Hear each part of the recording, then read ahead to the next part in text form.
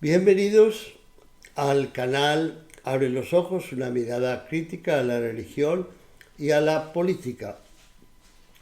En el día de hoy continuamos el tema del Islam, que lo iniciamos en el último vídeo, donde tratamos el tema de la religión incorporada en el Corán, que es claramente la religión, el judio-cristianismo, que habíamos visto en los vídeos anteriores. Hoy, en este vídeo que se titula Los misterios del Islam, vamos a ver las razones que han impulsado durante las últimas décadas a numerosos investigadores, principalmente del mundo académico, a revisar el tema, analizar el tema de la historia, del origen del Islam y la biografía de Mahoma Muhammad. En este cuadro vamos a ver muy rápidamente, porque es bien conocido, la biografía tradicional de Mahoma. Mahoma nace en el año 570 en la madre de las ciudades, la gran ciudad de la Meca, en el suroeste de la península arábica.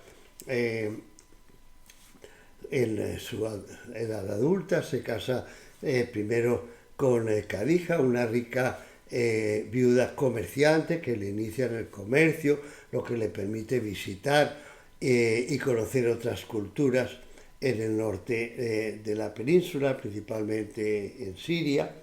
Y en el año 610 empieza a recibir revelaciones del ángel Gabriel. Por intermedio del ángel Gabriel, Alá le comunica sus enseñanzas y le pide que las recite, que las memorice, enseñanzas que más tarde se van a incorporar en el Corán.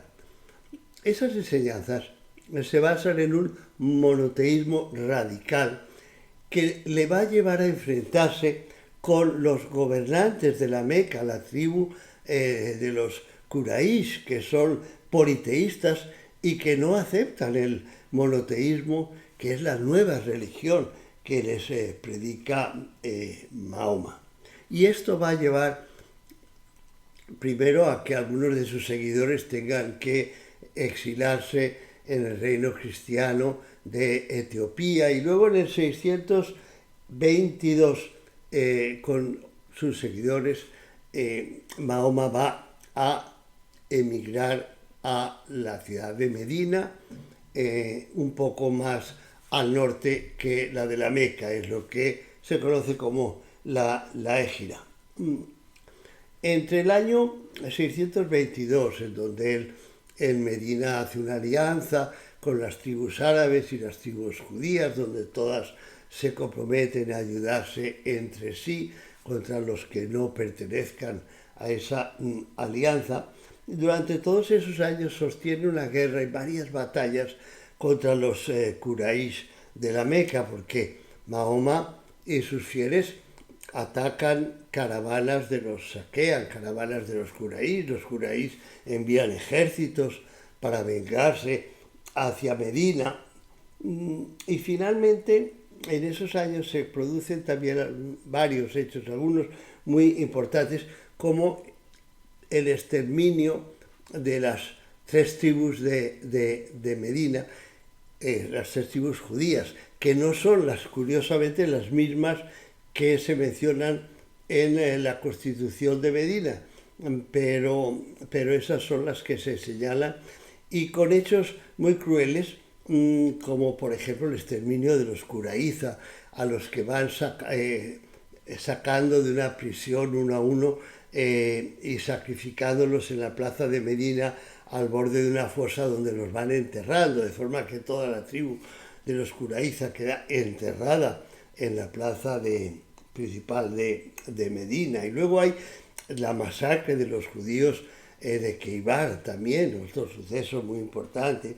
Y finalmente en el año 629 Mahoma conquista la Meca, somete a los Quraysh a su dominio, y se acaban esos enfrentamientos, de forma que entre el 629 y en 632 Mahoma va a poder hacer algunas incursiones e incorporar a su movimiento a varias otras tribus de la península arábica. Incluso va a hacer una incursión hacia Palestina. Finalmente, en el año 632, según la biografía tradicional, Mahoma muere y a partir de ahí los califas Abu Bakr, Omar, Uthman van a conquistar las posesiones del imperio bizantino y del imperio persa, creando un gran imperio que se extenderá después hasta España y hasta la India. Esas conquistas, según la historia tradicional, se basan en la fe, o sea, lo que quieren los califas es someter a todo el mundo a la fe del Islam, a la fe que Alá les ha revelado a través del Corán, que es la fe monoteísta y radical que se enfrenta a las tribus paganas y a todo el que no les obedece, o sea, es una conquista guiada por la fe. Hasta ahí tenemos la biografía de sus componentes básicos tradicionales. Toda esa historia está contenida en lo que podemos llamar la literatura primitiva o sagrada del Islam, que se compone básicamente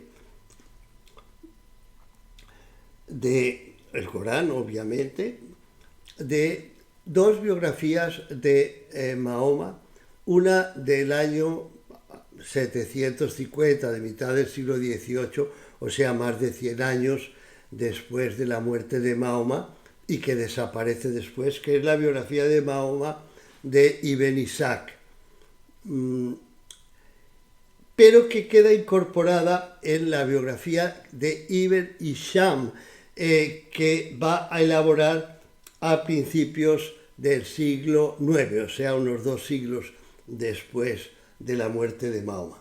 Luego tenemos a principios del siglo X, o sea, años 900, la historia de reyes y profetas de Al-Tabari, que en 40 volúmenes narra con lujo de detalles toda la historia del Islam, desde su origen hasta esa época, a principios del siglo X. Y luego tenemos las sunas, o sea, las recopilaciones de los hadith, los dichos y los hechos de Mahoma. Hay muchas recopilaciones que nos dan la vida hasta los detalles más mínimos de Mahoma, si se lavaba los dientes 1 o 2, 3 veces al día, todos los detalles por insignificantes que parezcan estar ahí contenidos. Hay varias sunas, las más importantes son las de Al-Bukhari y las de Muslim. Básicamente creo que la más seguida es la de Al-Bukhari, que se escribe en los años 850 o poco después. Quiere decir que toda esta historia está realmente escrita en época muy posterior a la muerte de Mahoma, 2 o 3 siglos, sin que haya nada en el intermedio en que se hayan podido fundamentar, excepto la biografía de Ibn Ishaq, que está contenida en parte en la biografía de Ibn Hisham, donde muchos párrafos empiezan Ibn Ishaq dijo, y lo reproduce. Eso es todo lo que tenemos, muy posterior a la muerte de Mahoma. Y entre medio no hay nada, no hay ninguna literatura islámica. Ahora, durante la mayor parte de la historia, en Occidente y en Oriente, por supuesto, se creyó que eso era todo. Con lujo de detalles estaba descrita la conquista, la vida de Mahoma, la emergencia del Islam, el Corán. En Occidente se creía que más detalle imposible. Incluso en la biografía de Hisham se narra, se dan los nombres de todos los muertos en las batallas, un detalle impresionante.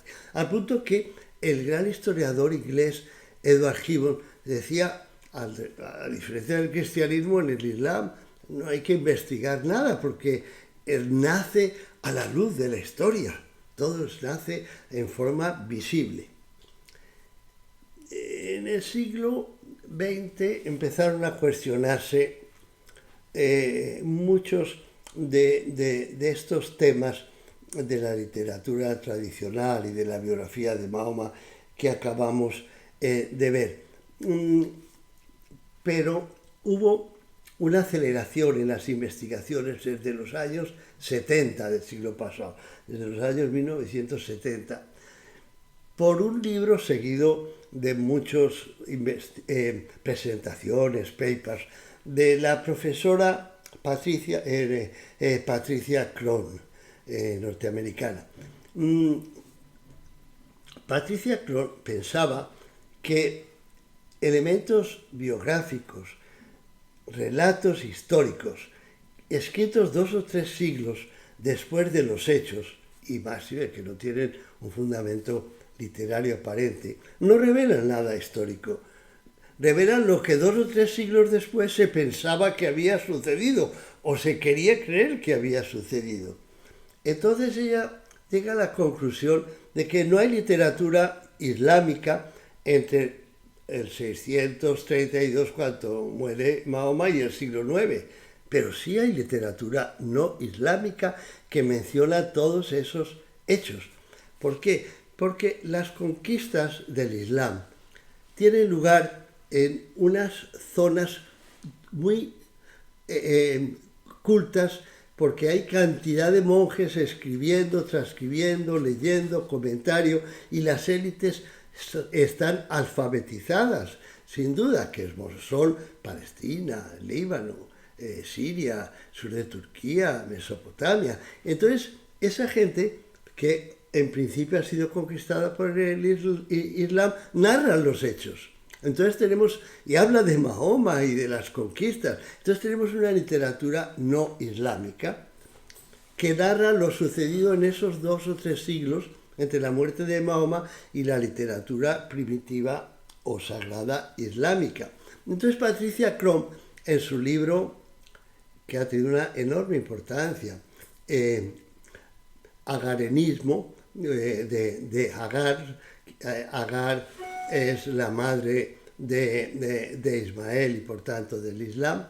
Entonces, en ese libro ella presenta una visión totalmente distinta de los hechos, tomando exclusivamente la literatura no islámica. Ella dice, deja de lado la literatura islámica, se basa en la literatura no islámica y así estudia el inicio del Islam y la biografía de Mahoma. Y llega a conclusiones totalmente distintas.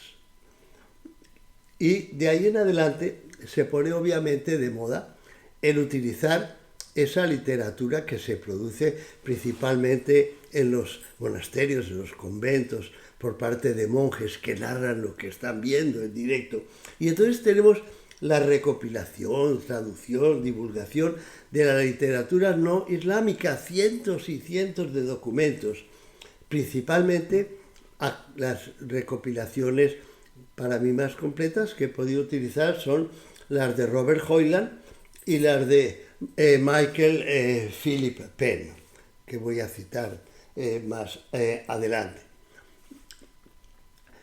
Luego tenemos el tema de la literatura judía mesianista, no solamente el judio-cristianismo, porque el judio-cristianismo es un movimiento mesiánico, pero el mesianismo judío era muy anterior a Jesús.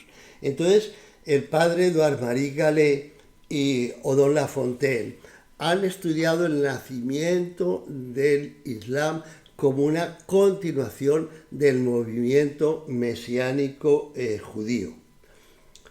Luego está el tema del Corán. Un experto en lenguas que también causó una revolución en su análisis del Corán, es Christoph Lusenberg. Christoph Lusenberg estudia el Corán y se da cuenta que hay una cuarta parte de los versículos o aleyas que no es posible encontrarles un sentido único. Cada traductor le da un sentido diferente porque se puede entender de varias formas. Y luego él ve que muchos versículos que han sido traducidos como si eso fuera una traducción exacta, están equivocados. Entonces él mira por qué. Y es muy sencillo, encuentra que el Corán está escrito en árabe, pero quizá es una traducción de otro idioma, quizá no se escribió en árabe. Y él encuentra que hay muchas palabras, muchas frases que no tienen sentido sin retrotraerlas al arameo, que era la lengua que se hablaba en el mundo en esa época, en el mundo no árabe, en Siria, Palestina, Líbano, Turquía, Mesopotamia. Entonces él retrotrae las palabras al arameo y así les encuentra sentido y puede cambiar muchos versículos del Corán. En su oportuno momento daremos más ejemplos, pero hay uno muy famoso, y es que cuando el Corán dice que a los soldados del Islam que mueren por su fe, combatiendo por Mahoma y por Alá, les espera un paraíso con unas preciosas adolescentes, las urís, que los van a cuidar y consentir. Y dice, no, es eso lo que dice, lo que les espera no son las urís, son uvas blancas, que se han traducido como las adolescentes vírgenes que les esperan en el paraíso. Y así hay muchos otros casos. Luego está también a cargo de Patricia Cron el estudio de la cartografía. Los mapas de la época sitúan a la Meca, en donde está. No, los mapas de la época no aparece la Meca hasta el siglo IX, hasta siglos después de la muerte de Corán. Patricia Cron, en su libro sobre este tema, estudia también las relaciones y los flujos comerciales. Hay muchos documentos que narran tratados comerciales, compras, ventas en la península arábica. Nunca se menciona a la Meca. Entonces, el estudiar, y además Patricia Cron estudia cómo han ido evolucionando el comercio en la península arábica. Y lo que encuentra básicamente es que dejó de ser importante el comercio por tierra, porque siglos antes de la época de Mahoma se había reemplazado por el comercio marítimo, que era más seguro y mucho menos costoso. Además, en la época del nacimiento del Islam, el gran comercio de los perfumes, de las especias, de las sedas, había disminuido enormemente porque tanto los grandes importadores, Persia y el Imperio Romano, estaban totalmente arruinados por la peste y por las guerras. Además, el cristianismo, al haber acabado en el Imperio Bizantino con el paganismo, había acabado con el comercio de las especias, que se quemaban básicamente era en los templos paganos. Luego está el caso de la arqueología, la demografía, la epigrafía. La literatura en pergaminos o en papiros se puede modificar. Un traductor puede cambiar una palabra que no le parece adecuada por otra, entonces a veces no es muy confiable, pero la epigrafía, lo que se escribe en roca, ahí queda y es mucho más confiable. Lo mismo ocurre con la arqueología, los restos ahí están y no se pueden esconder. Yehuda Neo, un profesor israelí, ha estudiado si las batallas, las conquistas, las destrucciones de ciudades que narra la literatura árabe sucedieron en realidad a través de la arqueología. Ha encontrado que no se puede probar absolutamente nada. Y ha estudiado también la demografía de la península arábica. para ver si había posibilidad de crear todos esos ejércitos de docenas de miles de soldados que el Islam envió a todo el mundo. Llegó a la conclusión de que no, de que en la zona de la Arabia Media, donde está el Medina o la Meca, la población es muy poco densa. La única forma de crear ejércitos era con la población de el borde, el Levante, ya el borde del mar Mediterráneo, Siria, Líbano, Palestina, etc. Y luego está la numismática. La numismática se volvió también un tema muy importante que ha inspirado también muchas investigaciones. Las monedas cambian con el Islam, pero ¿en qué época? ¿De qué forma? ¿Cómo son en los primeros años del Islam? Y luego está la historia de las relaciones del Imperio Bizantino con los árabes, que en 4 volúmenes ha estudiado Irfan Shahid. Todos esos temas, yo digo, autores pioneros no exhaustivos, he dejado de lado muchísimos y eso no es, digamos, justo, pero estos autores para mí han sido pioneros, han abierto nuevos campos de investigación, por lo que han seguido muchos otros, de forma que el Islam ha ido revelando sus misterios, que los vamos ahora a resumir a la luz de las investigaciones que acabamos de ver. El primero, que lo tratamos, recuerden que tratamos 3 vídeos sobre Petra, 3 que les aconsejo fuertemente mirar si no lo han hecho. La primera conclusión a la que han llegado muchos autores es que la Meca actual no existió en la época de Mahoma. Esa es una conclusión que está muy sustentada. No es posible situar a la Meca de la literatura islámica primitiva en su ubicación actual, sencillamente no cuadra.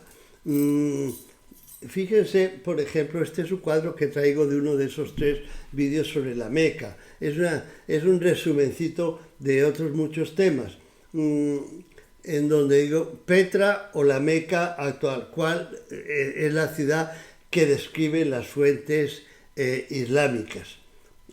Y pongo en una columna la Meca actual y en otra Petra, que es en donde en esos 3 vídeos presento como la ubicación de la Meca de la época. Entonces, la literatura islámica describe una ciudad situada en un valle entre 2 cadenas de montañas, de las cuales es posible ver lo que pasa en el valle e incluso bombardear a los ejércitos invasores. ¿Existe eso en la Meca actual? No. ¿Existe eso en Petra? Sí. Ese valle tiene 2 entradas a través de cañones desfiladeros estrechos. 2 entradas porque por los otros 2 lados hay murallas. ¿Existe eso en la Meca actual? No, por lo menos hay 5 lugares por los que se puede entrar. En Petra sí, se denominan tanillas. La Meca, la literatura islámica nos describe un valle atravesado por corrientes de agua. Eso no existe en la Meca, sí existe en Petra, con murallas. No hay restos de murallas en la Meca, sí los hay en Petra, con árboles, frutos y jardines. Los había en la Petra de la época, no los hay ni entonces ni ahora en la Meca, una zona súper árida donde no se puede cultivar nada. La literatura islámica sitúa esa ciudad en el noroeste de Arabia, donde queda Petra, pero donde no queda la Meca, que queda en el sur, en el desierto de Paral, en donde queda Petra, pero no queda la Meca, cerca del Mar Muerto. Petra está muy cerca del Mar Muerto, la Meca está a más de 1000 kilómetros, con un templo a Dusares. No existe en la Meca ni actual ni de la época. Hoy día puede visitarse en Petra. Todo eso ya lo vimos, lo menciono aquí como un recorderis, y todo está sustentado con citas y con fotos en los 3 vídeos que les acabo de mencionar. En la época de Mahoma, como vimos, el comercio de perfumes, sedas y otros productos, ni pasaba por la Meca ni pasaba por ningún lugar de la península, o por el Golfo Pérsico o por el Mar Rojo, porque eran medios mucho más económicos de transporte y ya se había eliminado, el Imperio Romano había eliminado el riesgo de la piratería que existió siglos antes. Los recorridos que describe la literatura primitiva desde o hacia la Meca no son compatibles con la ubicación actual de la Meca. En fin, esto ya lo vimos, lo resumo. Ven ustedes que Medina está al norte de la Meca. Entonces, si yo soy un Quraysh que quiere invadir Medina, se supone que voy a llegar por el sur, pero no. Los Quraysh en las dos batallas grandes llegan por el norte. Aquí tenemos en este cuadro subrayado donde está el comando musulmán con alrededor de la mezquita, que es el centro de la ciudad, y más adelante vemos la muralla que en el norte han puesto para parar a los que vienen del sur de la Meca. Y también más adelante tenemos los montes Uhud, donde también hubo otra batalla contra los Quraysh, que venían de la Meca en el sur, pero rodearon para entrar por el norte. Entonces, eso hay muchos ejemplos. Un ejemplo simpático es, después de la batalla de Khaybar, en donde exterminan a las tribus judías, de Khaybar, un oasis, un compañero de Mahoma le dice: tengo necesidad urgente de resolver unos asuntos en mi casa en la Meca. ¿Me das libertad? Sí, le da libertad para ausentarse. Y entonces el compañero de Mahoma sale hacia su casa en la Meca, pero se equivoca y en vez de ir hacia el sur, hacia Medina, en la Meca, se va hacia el norte, de forma que llega a Albaida, que es ya la entrada de la Meca, unos pocos kilómetros de la Meca, de Petra, que es la Meca, y ahí salen unos Quraysh y le dicen: ¿qué ha pasado con quién ha ganado? O sea, la gente se equivocaba, iba de norte a sur cuando debía ir de sur a norte, y eso ocurre en estas dos ocasiones y en muchas otras, porque lo que narra la literatura islámica como la Meca es Petra, y eso tienen muchos vídeos, principalmente la ciudad sagrada de Dan Gibson, que ya mencioné anteriormente, que da todas las explicaciones al respecto. Entonces, seguimos sobre el tema de la inexistencia de la Meca en el lugar actual. La historia de la Meca en el Corán se refiere a pueblos, los Ud, los Tamud, que son los nabateos, Medián, como la prehistoria de la gente a la que el Corán narra sus revelaciones en la Meca, en el sur. Les da la historia de pueblos que existieron en el norte, en la zona nabatea, en la zona de Petra. No se han descubierto restos arqueológicos hasta unos 2 siglos después de Mahoma. No hay ninguna mención a la Meca en las fuentes no islámicas en la época de la conquista, y la primera mención a la Meca en fuentes no islámicas es en el año 740, o sea, más de un siglo después de la muerte de Mahoma.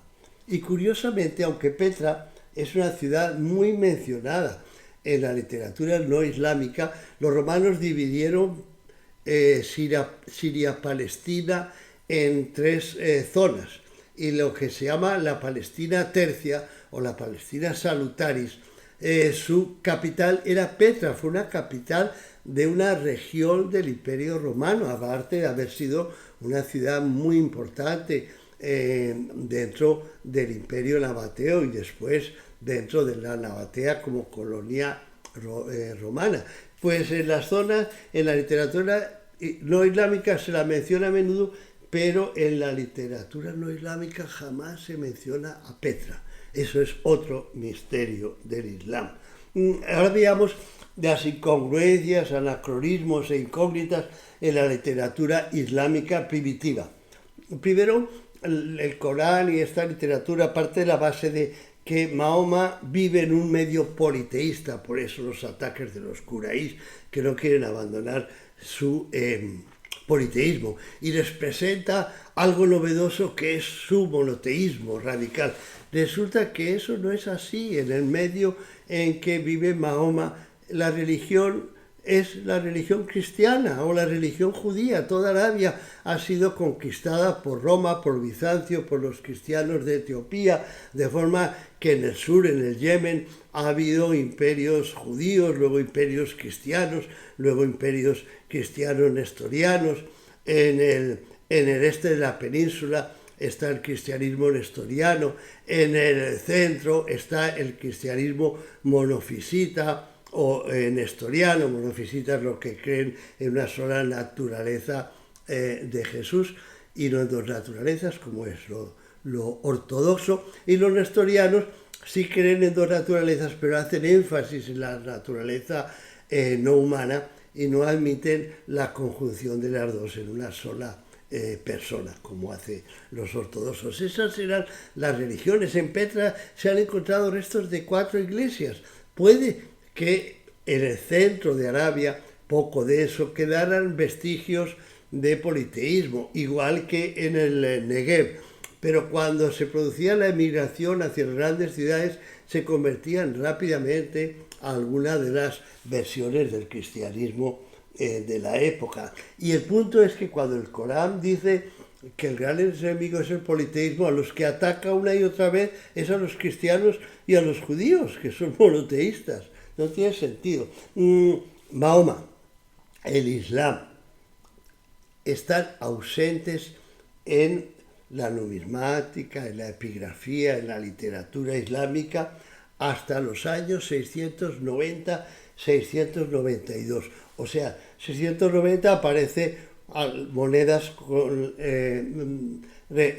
inscripción de Mahoma, y en el 692 en el Domo de la Roca, hoy día en la explanada de las mezquitas en Jerusalén, se presenta a Mahoma y al Islam oficialmente al mundo como la nueva religión de los omeyas. O sea, han pasado 60 años para que haya algún tipo de mención de Mahoma. Y luego en el Corán, que el Corán fue primero una serie de relatos independientes y solamente se convierte en un libro unificado en las primeras décadas del siglo VIII, los 720, 730, un siglo después de Mahoma. Y además en las fuentes no islámicas se presenta a Mahoma vivo y coexistiendo con los judíos después de la fecha de su muerte oficial y de las masacres de los judíos, como veamos cuando estudiemos la biografía de Mahoma. Otra incongruencias, los curaís son aparentemente la tribu más importante de Arabia, al punto que la literatura islámica primitiva los presenta habiendo hecho un tratado con Roma, nada menos. Eran unos aliados de Roma. Una vez muerto Mahoma, en Arabia todo el mundo quiere pertenecer o dice pertenecer a la tribu de los curaís, pero no hay ninguna validación externa en fuentes no islámicas de la existencia de los curaís en Arabia, ninguna.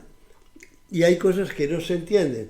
En la literatura islámica se ve a los compañeros de Mahoma como propietarios de tierras en Damasco, lejísimos de la Meca pretendida de la época, y eso no se podía hacer en ese momento de la historia porque los derechos de propiedad no estaban consagrados. La gente tenía que vivir o en o muy cerca de sus propiedades para poderlas defender. Tiene sentido que los curaís vivieran en la Meca y tuvieran sus tierras en Siria o en Palestina.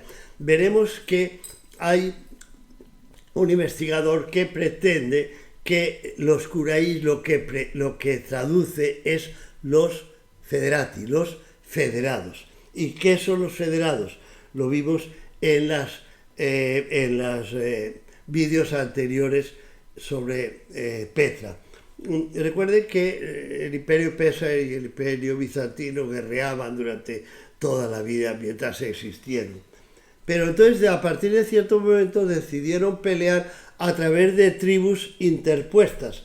Entonces los persas se aliaron con una tribu, los lácmidas, árabe, y el imperio bizantino con otra tribu árabe, que era en realidad una confederación de tribus dirigida por los gasánidas.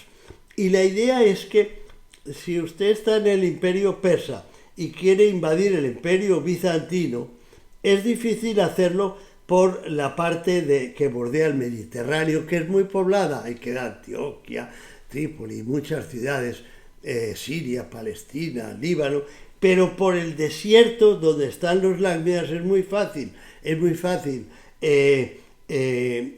penetrar. Entonces los bizantinos les ponen una cortina que son los gasánidas para evitar la invasión.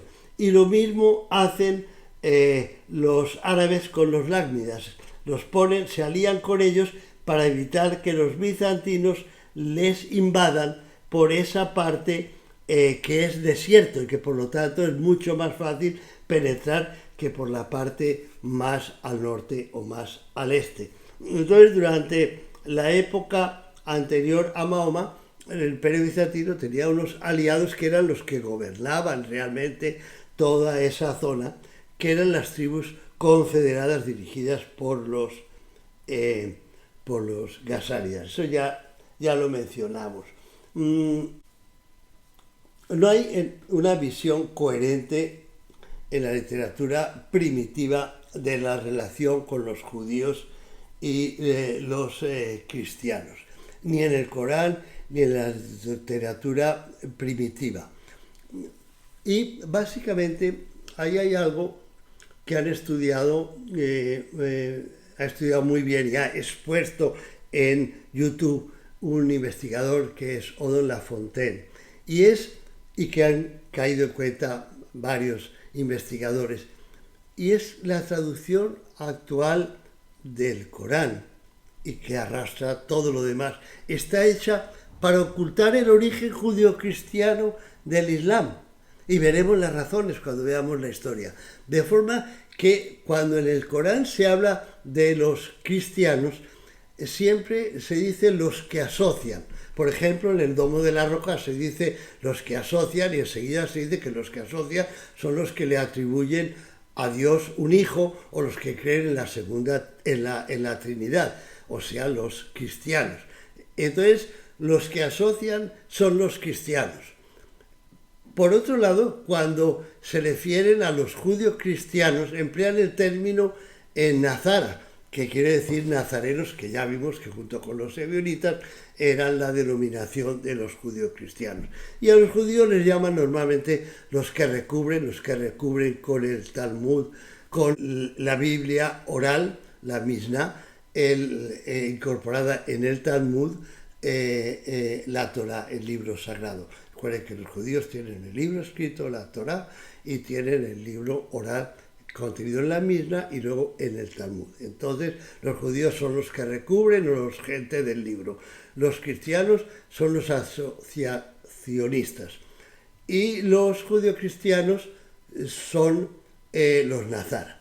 Eso es el Corán primitivo. Pero leen hoy el Corán, y donde se habla de los asociacionistas, los traducen por politeístas. Donde se habla de Nazara, los traducen por cristianos, de forma que los judíos cristianos desaparecen. Solamente hay cristianos, politeístas y judíos. Otro gran misterio del Islam es porque la tolerancia religiosa que ha tenido lugar durante por lo menos medio siglo o más, se termina y se abre una época de persecución religiosa. El primer jefe islámico mencionado en las fuentes no islámicas es Mujawiya. Mujawiya fue gobernador de Siria en los años 50 y luego el comandante de los creyentes, que era el título que luego se convierte en califa, desde los años 660 hasta el 680 en que muere. Tolerancia que duró todavía algunos años más. Mujawiya, ¿cuál era su religión? Mujawiya era un monoteísta influenciado por el judio-cristianismo. Sus documentos oficiales los arranca con una cruz y los termina con una cruz. Es tan respetado por los cristianos que cuando sectas cristianas tienen diferencias que quieren dirimir, como en una ocasión los cristianos maronitas con los cristianos monofisitas, hacen un debate para que sea Mujawiya el que decida quién ha ganado. Su época es una época de tolerancia religiosa, en donde todo tipo de creencias, menos las politeístas, son aceptadas. Yo presenté ya anteriormente en los vídeos que les mencioné algunos testimonios de las poblaciones conquistadas sobre Mujawiya. Aquí solamente traigo dos de ellas, hay más cuando revisen esos vídeos. Mire, esta es nada menos que un testimonio de Isoyab III, que es el patriarca, el jefe de los cristianos nestorianos en el este de Siria, y que nos dice lo siguiente: también estos árabes, a quienes en este tiempo Dios les ha dado control sobre el mundo, están aquí con nosotros. No solo no son enemigos de la cristiandad, sino que alaban nuestra fe, honran a los sacerdotes del Señor y a los santos, y brindan apoyo a iglesias y monasterios. Eso lo dice en los años 50, cuando Mujawiya es gobernador. Y aquí tenemos otro testimonio, la crónica cristiana maronita, ambos son de la recopilación de Michael Penn, que dice lo siguiente: en el año 660 o 661, una multitud de árabes se reunieron en Jerusalén y nombraron rey a Mujawiya. Él ascendió y se sentó en el Gólgota, donde murió supuestamente Cristo. Rezó allí, fue a Getsemaní, descendió a la tumba de la bendita Virgen María y rezó allí. Más apoyo imposible. Mujawiya, cuando lo nombran rey, va a darle a rezar en los lugares santos cristianos. Obviamente hay muchos testimonios de estos, y hay algunos testimonios que presentan la conquista del Islam, que en ese momento todavía no se llamaba el Islam, digamos la conquista árabe, como un castigo de Dios por haber pecado. Si en el caso de los monofisitas, porque los nestorianos se han alejado de la fe, o en el caso de los ortodoxos, porque los monofisitas han distorsionado la figura de Cristo, pero no porque haya habido masacres ni invasiones, sino porque han tomado el poder un pueblo que tiene una visión hereje, si se quiere, pero cristiana, pero con otro entendimiento de Cristo.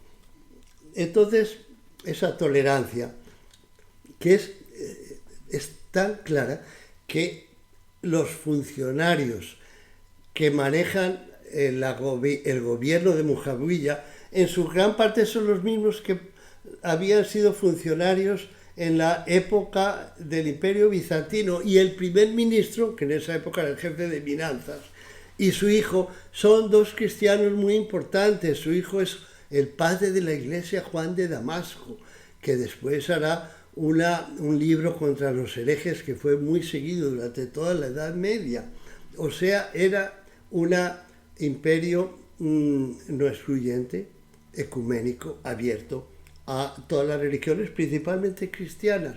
Y Mujawiya, su esposa, que pertenecía a la tribu Cal, era cristiana monofisita. Obviamente que las cosas buenas no duran. En el año 685 llega un nuevo califa que va a progresivamente, no de un totazo, digamos, poco a poco, volver al Islam más parecido al Islam actual.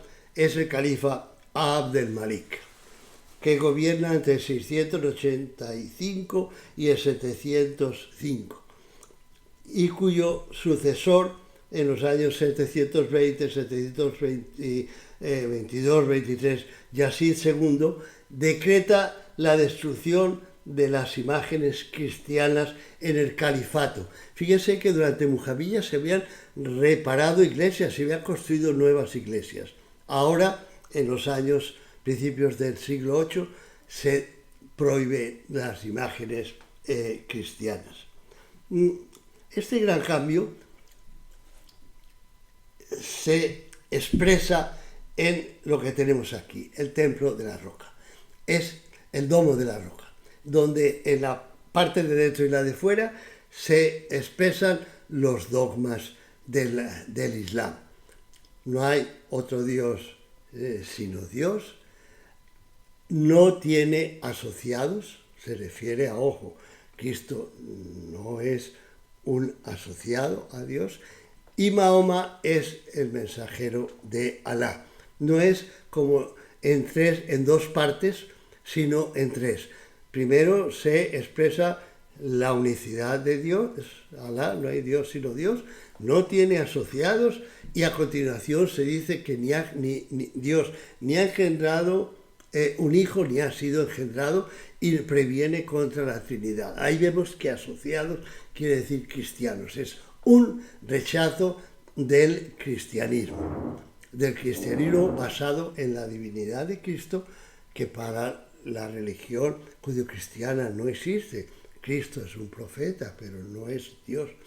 Y basado en el ataque a la Trinidad, que es el dogma fundamental del cristianismo. Las cosas han cambiado y ese edificio nos dice cómo. Y fíjense lo que pasa con las monedas. Aquí tenemos monedas todas de la época de Abd el-Malik. En el principio de su reinado tenemos esta moneda en donde aparece una figura humana, que es Abd el-Malik, y arriba ven ustedes, tanto en el anverso como en el reverso, una cruz, porque desde Mujawiya en todas las monedas se ponía la cruz.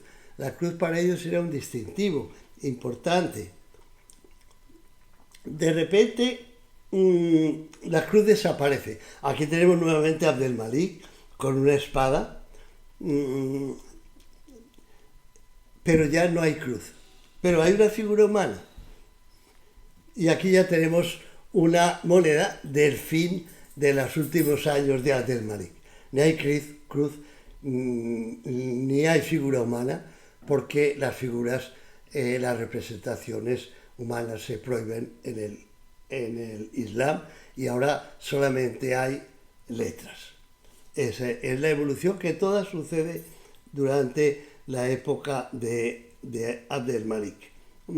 Entonces, otras incongruencias: no hay corroboración externa de grandes acontecimientos como las masacres de tribus judías en Medina o en Khaybar. Difícilmente hubiera podido ocurrir masacres judías sin que el judaísmo rabínico muy importante en la época en Mesopotamia no hubiera hecho comentarios, como ocurrió cuando los judíos masacraron a los cristianos en Najram, y fue un acontecimiento que todo el mundo supo en la época. En cambio, estas masacres pasan inadvertidas, es difícil que existieran. No existe ninguna información externa sobre los tres primeros califas, Abd el-Bakr, Omar y Uthman, y a Ali se le menciona únicamente como un enemigo de Mujawiya. El primer comandante de los fieles que aparece en la historia no islámica es Mujawiya. Las batallas y enfrentamientos narrados en la literatura islámica no se mencionan en las fuentes no islámicas. Se menciona la toma de poder árabe como resultado de la ira divina, en algunos casos por el alejamiento de la verdadera religión, pero no hay mención a invasiones, a batallas, a masacres. La impresión que uno se lleva claramente es que los que han tomado el poder ya estaban ahí. Lo que han es reemplazado a Bizancio, que se ha retirado después de la guerra contra Persia.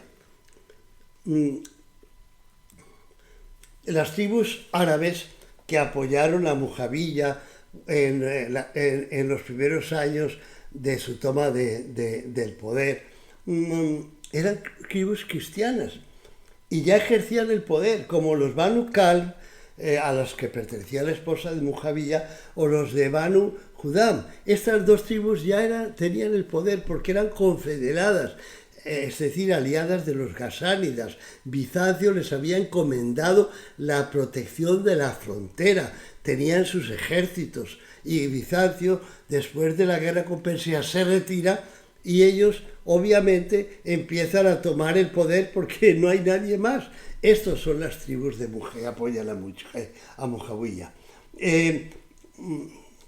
Ya vimos que es imposible saber la posición del Corán frente a judíos y nazarenos por esos problemas de traducción que volveremos sobre ellos.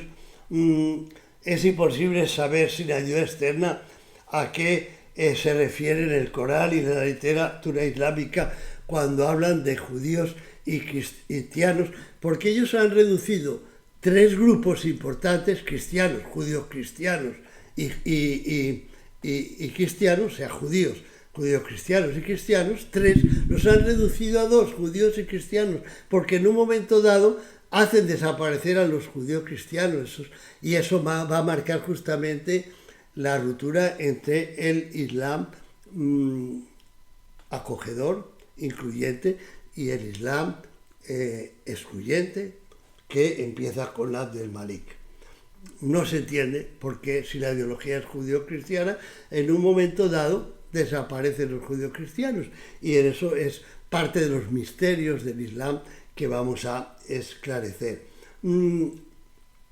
Tampoco se entiende por qué varios escritos contemporáneos de Mahoma, no islámicos, lo sitúan años después de su supuesta muerte, participando en la conquista, porque según las fuentes islámicas primitivas, Mahoma muere justo antes de que se empiece la conquista.